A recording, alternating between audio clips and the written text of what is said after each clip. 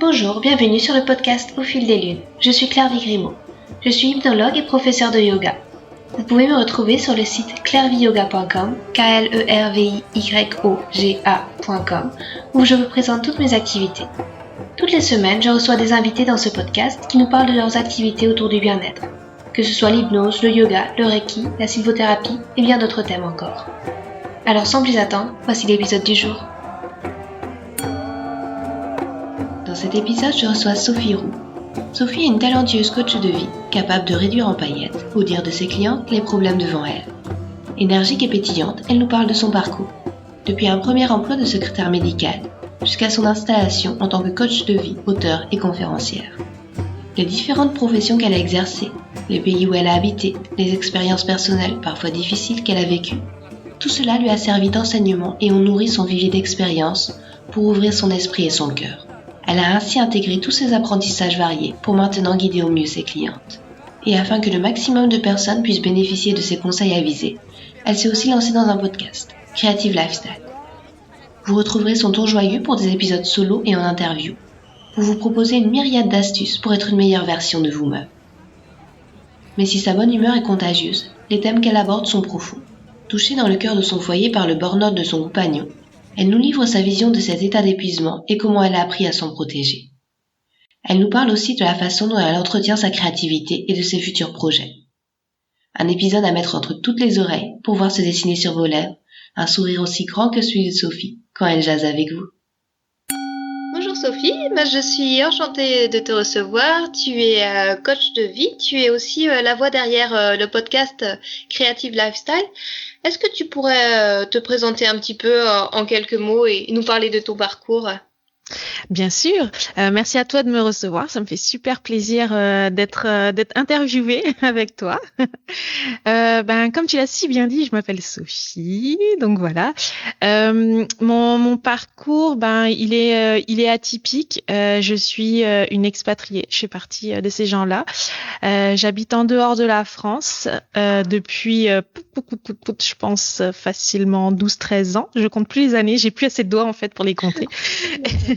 Et puis c'est ça, je suis française d'origine, j'ai vécu au Canada et maintenant j'habite en Allemagne. Et en fait mon parcours est atypique dans le sens où j'ai pas suivi une ligne bien droite.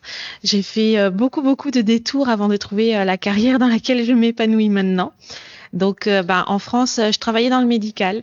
J'étais technicienne de laboratoire. Je faisais des prises de sang, des analyses, des trucs super le fun avec plein de beaux produits de toutes les couleurs. J'ai travaillé en psychiatrie aussi, en clinique de recherche. J'ai fait énormément de choses dans le domaine médical en France.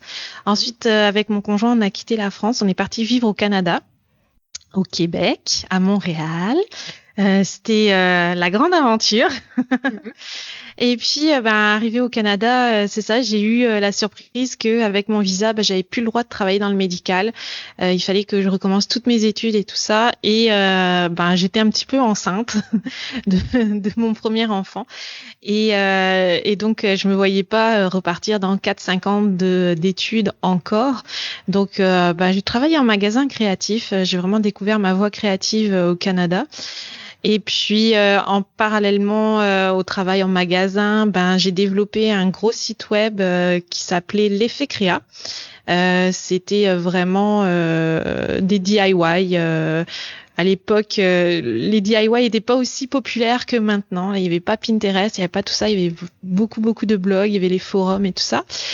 Et puis tout ça au cours des années en fait, je suis devenue project manager dans le domaine du web, et là c'est vraiment venu parler en fait à ma fibre qui a besoin de planification, d'organisation, de mettre des post-it partout. J'adore le papier, donc les agendas, c'est ça. Et puis j'ai toujours aimé en fait, je pense les projets, partir des projets même quand j'étais en France. J'ai toujours aimé ça, et le fait de pouvoir contrôler le temps, d'aider des personnes à développer leurs projets, tout ça, ça m'a toujours vraiment allumé. Et puis il y a 2 ans, on a décidé de rentrer en Europe. Et on est parti, on n'est pas rentré en France. On s'est dit, tiens, l'Allemagne, c'est sympa comme pays, on parle pas la langue, ça serait cool si on allait vivre là-bas. D'accord. C'est courageux. Ouais, c'était un peu de la folie sur le coup. Mais bon, on voulait rentrer en Europe pour des raisons familiales. On voulait vraiment se rapprocher de la famille avec 2 enfants, tout ça. Les Noëls sont difficiles quand on est expatrié, les anniversaires sont difficiles, tous les rendez-vous de la vie, je dirais, c'est très difficile quand on a des enfants et qu'on est expatrié. Déjà, juste soi-même, c'est difficile, mais avec les enfants, c'est un degré encore au-dessus. Et donc, on a décidé de rentrer en Europe et on a eu une très, très belle occasion de venir vivre ici à Düsseldorf en Allemagne. Et j'ai mis un peu ma carrière de project manager en stand-by parce que je savais plus trop ce que je voulais, tout ça. Et je me suis lancée dans le coaching de vie, quelque chose que je voulais faire depuis très longtemps, mais je pense qu'on en parlera après. Je me suis lancée dans les podcasts, dans l'écriture, conférences. J'ai vraiment trouvé en fait ma maturité avec ce retour en Europe et le fait de vivre ici en Allemagne. D'accord. Et il y a eu une étincelle particulière derrière tout cela ou alors ça s'est fait progressivement En fait, plus qu'une étincelle, je dirais que c'était plein de cailloux. D'accord. Pour la petite histoire, j'ai eu très peur de mourir. C'est souvent ça, hein, c'est la peur de mourir, la peur de pas faire ce qu'on voulait faire, ce qu'on a toujours voulu faire. J'ai eu un gros souci de santé, et en l'occurrence des cailloux qui ont rempli mon rein droit. Et j'ai eu 2 semaines d'hospitalisation. Et on peut dire qu'en 2 semaines, alité sur un lit, accroché à des tuyaux de partout, j'ai eu le temps de réfléchir, de faire un point sur ma vie. Et je me suis dit qu'en fait, ça faisait des années que je voulais devenir coach de vie, que je voulais faire des podcasts aussi. Au départ, dans ma tête, c'était pas forcément lié. Mais j'avais toujours eu peur. Je me retrouvais vraiment dans le syndrome de l'impostrice. Qui est-ce que j'étais finalement pour prétendre devenir une coach de vie? J'avais pas fait du tout d'études de psychologie, j'avais pas fait du tout ça. Et puis j'ai travaillé sur moi. Ça a été très difficile au début, je dirais, mais bon, le premier pas est toujours le plus difficile, hein. Et puis petit à petit, je suis arrivée vers mon objectif. J'ai commencé par les podcasts. Les podcasts, ça m'a vraiment redonné confiance en moi. Je me suis dit que j'étais capable de repartir un nouveau projet, que j'étais capable de parler de développement personnel, capable de le parler et puis que ça soit de moi, que ce soit pas juste lire des livres ou ressortir quelque chose que j'ai lu d'un blog intéressant. C'était vraiment de moi. Ensuite, j'ai commencé en fait à coacher naturellement des amis, des personnes que je rencontrais sur le web qui me demandaient de l'aide. Et puis, histoire de taire définitivement l'impostrice, j'ai fait une formation sur mes peurs. Non, j'ai pas fait une formation sur mes peurs, pardon. J'ai fait une formation en fait et ça a tué mes peurs. Après cette formation-là, j'avais plus peur. Je me retrouvais plus dans ce syndrome-là de l'impostrice. Et puis, je me suis lancée à corps perdu. Vraiment, je me suis vraiment lancée après la formation. Ouais, c'est ça. D'accord. Et avec le recul, si les choses étaient à faire différemment, il y aurait d'autres choses que tu ferais, comme peut-être un peu plus vite, peut-être en prenant des chemins détournés, ou peut-être la prise de conscience justement sur ton envie d'être coach de vie aurait été plus rapide? Tu as réfléchi un petit peu à tout ça? En fait, quand tu m'as posé la question, je t'avoue que oui, je me suis dit oui, avoir su, hein. On ferait tout différemment avec des si on refait le monde, c'est certain. Mais en même temps, je me dis que la façon dont j'aborde les choses, c'est aussi lié avec mon histoire personnelle. C'est que je me suis souvent cassé la gueule. Je me suis souvent aussi retrouvée debout contre un mur et puis de me dire mince, je peux plus avancer là. Qu'est-ce que je fais? Et puis j'ai toujours appris en fait dans chacune des sphères et j'utilise tout aujourd'hui. Donc le médical, j'ai énormément appris sur l'humain. Lire le non-verbal parce que quand tu vas pour faire une prise de sang à quelqu'un, tu peux voir assez facilement si la personne est un peu stressée de te voir ou pas. Pareil avec la psychiatrie aussi. Ensuite, quand j'ai travaillé en magasin, là, j'ai énormément appris sur le marketing, les techniques de vente, l'organisation, la gestion, l'effet créa. Là, c'était vraiment mener un énorme projet, le faire évoluer, apprendre sur le web, les réseaux sociaux. Moi, je connaissais rien du tout ça. Je savais même pas allumer un ordinateur quand j'ai commencé. Et puis, project manager, c'est vraiment venu parler à tout mon côté de gestionnaire, de planification et d'organisation. Donc, je pense que je mélange un peu tout ça dans mes approches, que ça soit pour les podcasts ou le coaching. Et j'ai dû me réinventer en fait plusieurs fois. Et justement, quand tu m'as posé cette question-là, je me suis dit, oui, j'ai dû me réinventer en fait plusieurs fois parce que j'avais pas suivi ma boussole intérieure. Et du coup, oui, c'est certain, j'ai pris plein de chemins détournés, mais en même temps, j'utilise tout ce que j'ai appris. Donc, je me dis que je sais pas si j'aurais fait les choses vraiment si différemment que ça, ou si je les avais fait différemment, je pense que j'aurais une autre façon de l'aborder que ce que je fais maintenant. Et aussi chaque pays, parce que quand on est expatrié, on vit des choses vraiment différentes que quand on reste dans le cocon du pays. Chaque pays, en fait, ça m'a apporté des nouveaux apprentissages, que ce soit sociaux ou culturels. Puis dès que je voyage, en fait, c'est un regard neuf que je repose à nouveau sur ma vie. Puis j'ai cette chance-là, à Düsseldorf, on a un bel aéroport, donc je voyage beaucoup. J'ai cette chance-là. Et là, tu vois, je rentre de Grèce et puis je pensais faire évoluer en fait ma vie vers quelque chose, du moins un rythme beaucoup plus slow et beaucoup plus dans la pleine conscience et le mindfulness. Là, vraiment être plus consciente en fait de mes actes au quotidien et de ce que je fais, et de pourquoi est-ce que je le fais, et tout ça. D'accord. Et c'est vrai que tu sembles avoir la capacité à sortir assez facilement de ta zone de confort en explorant différentes techniques, en voyageant, en trouvant des nouveaux pays. Tu as des techniques un petit peu pour ça ou est-ce que c'est bon, j'y vais, je me lance, ou alors il y a plus de réflexion derrière? En gros, comment tu arrives à surmonter les peurs à l'origine? En fait, je pense que les peurs de voyagistes ou de vie en expat sont un peu différentes des peurs du quotidien. Et la vie en expat, c'est vraiment le fait d'à chaque fois de se retrouver devant une opportunité, de se dire on la saisit ou on la saisit pas. Et mes peurs, en fait, pour ça, je les partage avec mon conjoint, et parce qu'il aime autant que moi bouger. et donc en fait,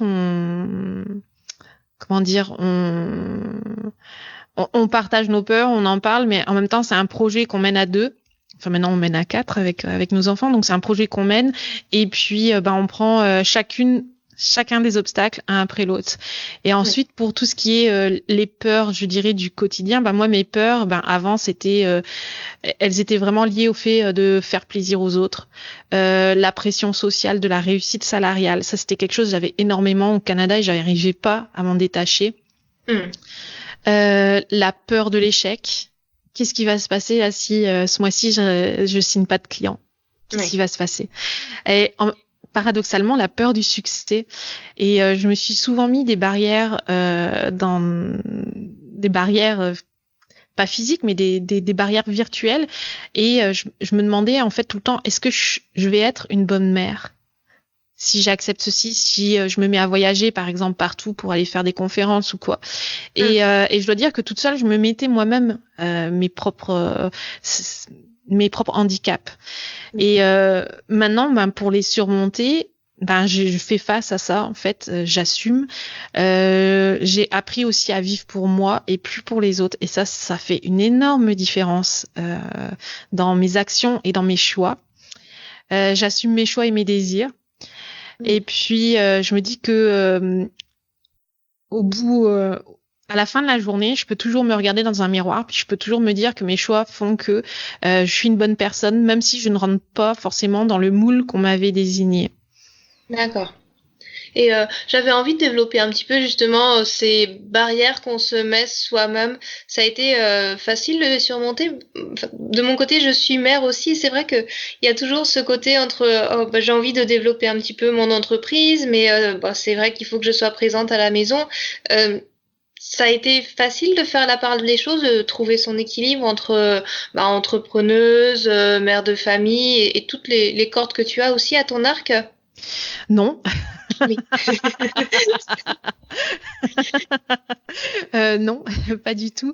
Je me dis aussi, en fait, je vois que maintenant, j'appréhende tout ça vraiment différemment d'il y a quelques années et je me dis que j'ai fait des erreurs. En tant que maman, j'ai fait des erreurs, surtout avec mon fils aîné. Parce que à l'époque, c'est ça, j'ai développé ma grosse plateforme, l'effet créa et tout ça, et du coup, je ne lui donnais pas assez de temps. Enfin, moi, je trouvais que je ne lui donnais pas assez de temps. Il y a jamais quelqu'un qui m'a dit tu préfères développer ton site web plutôt que de t'occuper de ton enfant, c'est pas ça. Mais avec les années qui ont passé et après avoir eu un deuxième enfant plus tard, je vois la différence et je me dis que finalement, l'important maintenant pour moi, c'est pas de me sacrifier, parce que j'avais cette impression-là à l'époque, que je devais sacrifier quelque chose, et maintenant c'est plus de faire ce dans quoi je trouve mon équilibre. Donc par exemple, si je me retrouve coincée et que j'ai plein de choses à produire en tant qu'entrepreneuse, parce que pour vivre, c'est ça aussi, hein, il faut qu'on produise des choses, il faut qu'on produise des services, il faut qu'on produise des produits, hein, parfois aussi. Et que en même temps, mes enfants, ils ont besoin de moi parce qu'il y en a un qui est malade ou que il y a un énorme devoir d'allemand. On parle pas allemand, hein. Donc c'est ça. Donc il y a un énorme devoir à faire et tout ça, puis qu'il y a besoin de mon aide. Je vais aller vers là où je sens plus mon équilibre. Et mon équilibre, ça va aller plus, par exemple, dans cette situation-là, ça va aller d'aller aider mon fils et de pas forcément de laisser un petit peu de côté l'entrepreneuriat. Et puis il y aura d'autres moments où, par exemple, le dimanche il va faire beau, et puis je vais dire à mon conjoint, je dis tiens, tu prends les garçons. Voilà, j'ai comme 10 podcasts enregistrés. Donc c'est ça. Donc à un autre moment, je vais donner un équilibre vers autre chose. Et je pense que c'est quelque chose d'extrêmement difficile de trouver cet équilibre et de pas se sentir coupable. Et à partir du moment maintenant où quand la culpabilité entre dans ma vie, en fait, moi je la rejette. Je rentre pas dans ce cercle vicieux là parce que ça m'aspire vers le bas. Et c'est ça. Essayer de trouver un équilibre. Et c'est pas facile. D'accord, ça fait une belle vision en tout cas sur ça. Et tu parlais aussi de l'effet créa. Tu es visiblement quelqu'un de très créatif. Comment tu entretiens cette créativité? Alors la créativité en fait elle a toujours été là, ça c'est certain. Je l'ai mis de côté à certains moments dans ma vie et tout ça, et je dois dire qu'avec l'effet créa, c'est vraiment venu pomper tout mon jus de cerveau. C'était une grosse machine et j'ai eu besoin, en fait, j'ai fait comme un genre de burn-out créatif. J'ai eu besoin vraiment d'arrêter et de dire, oh stop, là, on va se calmer le coco. Et puis maintenant, ma créativité, en fait, elle est plus liée à mon développement personnel. Donc je l'aborde vraiment différemment et j'entretiens ma créativité en fait en achetant presque plus de matériel. Ça c'est vraiment après une grosse purge. Là, j'ai fait une énorme purge. Mais bon, je suis jamais à l'abri. Hein. Quand je vais à Action, je peux toujours déraper puis acheter plein de pinceaux et machin. J'écris énormément. En fait, j'écris énormément depuis plusieurs années et je rentrais pas l'écriture dans ma créativité en fait. Et dernièrement, je me suis dit, voyons, si ça fait partie aussi de ma créativité. J'essaye de me donner un rendez-vous hebdomadaire le dimanche. Et puis, je suis mon intuition. Un coup, je vais attraper du scrapbooking. Un autre coup, ça va être des pinceaux et de l'art journaling. Je fais juste ce que j'ai envie de faire sur l'instant. Je réfléchis pas trop. Et puis, des fois, je fais du brin. Et puis, c'est correct si je fais du brin. Je suis des cours aussi, même si j'ai énormément de mal à faire ce qu'on me demande exactement et à suivre le rythme d'un cours, genre un nouveau cours chaque semaine. Ça, j'ai beaucoup de mal. Mais bon, j'arrive à faire des choses à ma sauce, on va dire. Je me mets pas de pression, comme je te disais tantôt, la culpabilité, j'essaye de l'éviter au maximum. J'écoute plein de musique quand je crée, je bouge, je gigote, Je parle beaucoup avec des amis et des artistes aussi sur Instagram. J'hésite pas en fait à aller à la rencontre de personnes créatives. Et puis un truc que j'adore faire et que je fais définitivement pas assez, c'est que je donne des rendez-vous Skype à des amis. Puis c'est des rendez-vous Skype créatifs. Et chacune, elle apporte comme une page de scrapbooking ou un papier pour dessiner, doodler, enfin peu importe. Et puis on jase en même temps qu'on crée tout ensemble. C'est pas très productif, mais ça nous fait du bien et puis ça crée du lien. C'est cool. Ouais. C'est une chouette idée aussi, ça. Ouais. Et tout à l'heure, tu parlais du burn-out créatif que tu as fait. T'as pas peur du burn-out, tout court, justement, avec toutes les activités que tu fais? En fait, non.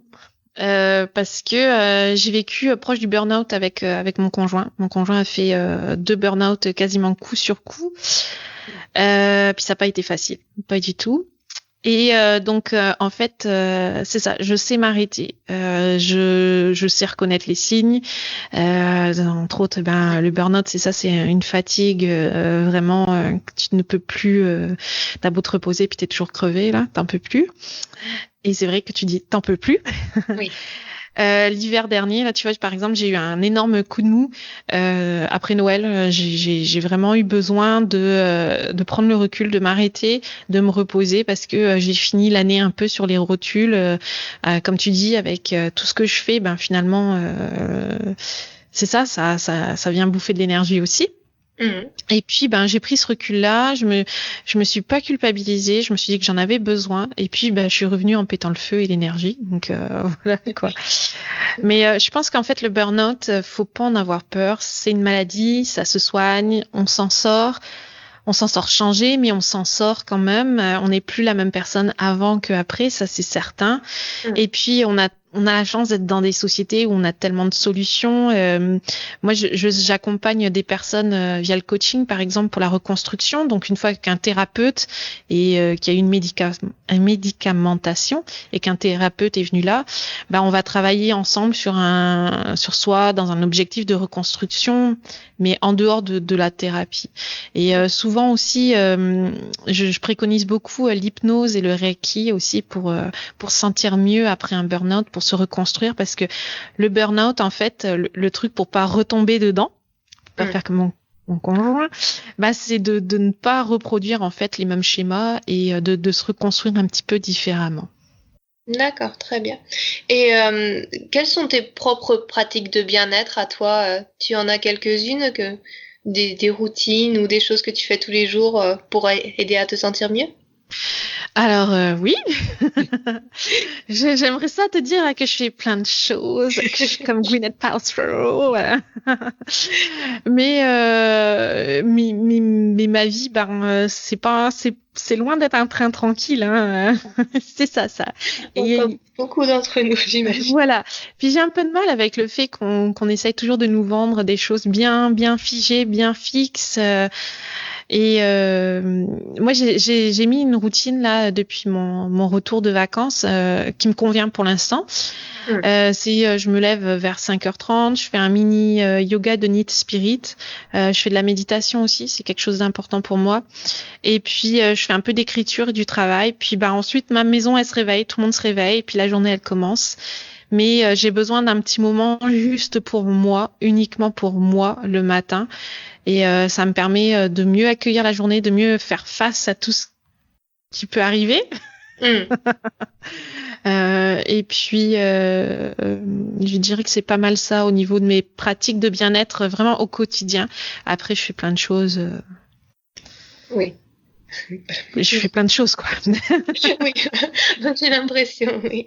Et il y a une question aussi que j'avais envie de te poser, c'était quel est le meilleur conseil que l'on t'ait donné? Est-ce que tu pourrais un petit peu revenir en arrière et puis nous le transmettre?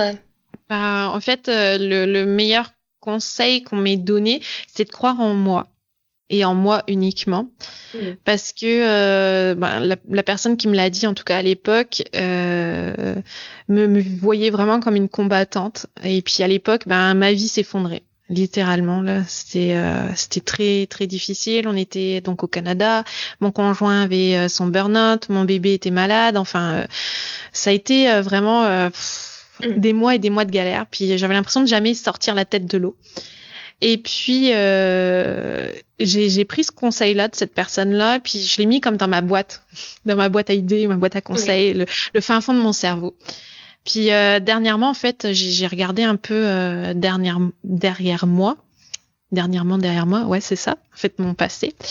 Et puis je me suis dit, ah bah oui, c'était le meilleur conseil qu'on ait pu me donner.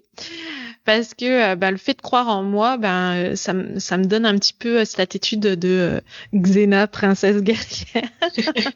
Oui, cette force intérieure. Ouais, une force intérieure, vraiment. Et c'est vrai que souvent, je dis, Xena sort de ce corps. Là. Je me fatigue moi-même des fois. Mais en même temps, quand je crois en moi, mes projets, je suis vraiment, y a rien qui peut m'arrêter là. C'est comme, je me sens vraiment comme sur l'autoroute. En Allemagne, on a la Bahnhof. La Bahnhof, c'est l'autoroute où il y a pas de limitation. Donc je me sens vraiment comme sur la voie de gauche là, et puis à toute allure. En toute sécurité, bien entendu. Puis je pense aussi que c'est une force que j'arrive à insuffler quand je coach les personnes, quand je parle avec des personnes, et c'est quelque chose qu'ils apprécient, le fait de sentir que je suis prête à me battre avec eux parce que je crois en eux, je crois en leurs projets, je crois en leurs capacités, je crois en leurs objectifs. Puis quand on est un peu dans cet état d'esprit-là, il n'y a pas d'obstacle. C'est et admettons là qu'il y a un obstacle, c'est soit tu sautes par-dessus, soit tu le contournes, mais tu restes pas la tête dans l'obstacle. D'accord. Et donc voilà. Ok. Et justement, pour tes projets, tu peux nous en parler un petit peu, si t'en as à venir? Ils vont aller à toute allure. Voyons, aurais-je des projets? En fait, c'est ça. Oui, les projets futurs, il y en a toujours beaucoup. Il y a énormément de choses. Alors, je continue le blog, les podcasts. J'ai commencé à brainstormer un peu pour ma saison 4 des podcasts. J'ai éprouvé énormément de plaisir à créer ces épisodes et puis à les mettre en ligne. Je pensais pas au début, mais c'est ça. Je continue évidemment le coaching. Ça aussi, c'est quelque chose qui vient vraiment me nourrir intérieurement d'une force on n'imagine pas. Et puis, je fais aussi du consulting, donc ça aussi, je continue. Puis, je reste toujours ouverte aux opportunités, aux animations de conférences et ce genre de choses. Et dans les nouveautés, il y a... Attention, spoiler alerte. Il y a une boutique avec des produits qui va ouvrir prochainement. Je m'étais dit courant septembre, mais je vois bien là, le mois de septembre, là, il est en train de défiler et courant octobre, on va dire. D'accord. Il y aura aussi dans la boutique, en plus des produits, il va y avoir des ateliers, des formations. Entre autres, là, je suis en train de finir d'enregistrer une formation sur les podcasts pour aider les personnes à créer leur podcast parce que tu le sais, on se pose plein de questions au début. Pas évident.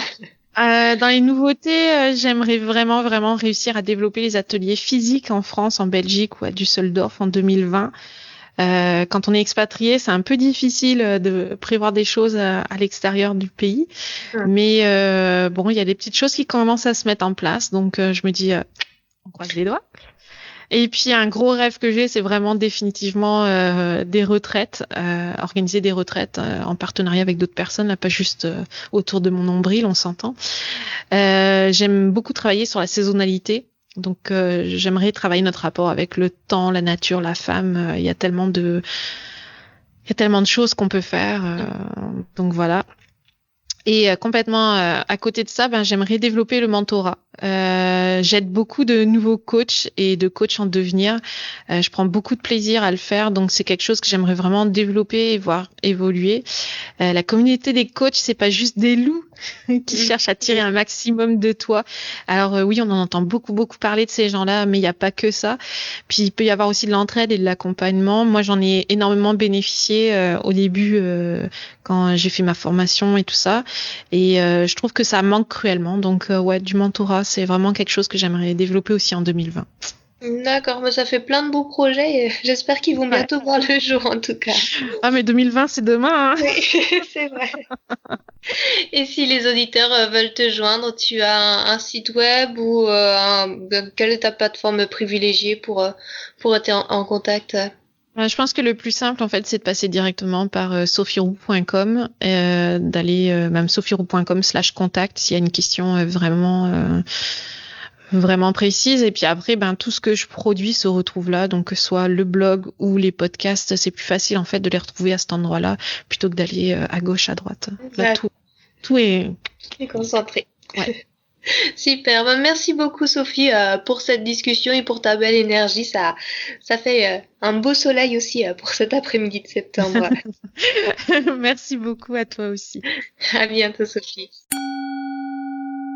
Un petit annoncement pour clore ce podcast. Vous trouverez sur mon site clairviyoga.com, KLERVIYOGA.com, tous les accompagnements disponibles en hypnothérapie et yoga-thérapie.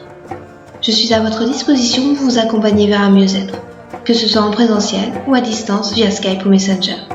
Et si vous voulez vous amuser et vivre des expériences fascinantes, faites un tour du côté des Pyrénées-Atlantiques le temps d'un week-end. Une fois par mois, je vous propose des ateliers d'hypnose le vendredi soir et les matinées du yoga le samedi matin. Vous trouverez toutes les infos à la rubrique Atelier du site clairviyoga.com. Enfin, ce podcast est aussi possible grâce à l'espace membre Clairvie Yoga. En devenant membre exclusif, vous aurez accès à des articles inédits, des livrets de développement personnel et un suivi personnalisé de vos projets, où je serai à votre écoute pour vous guider et vous conseiller par un accompagnement vidéo régulier bimensuel. Merci et à bientôt.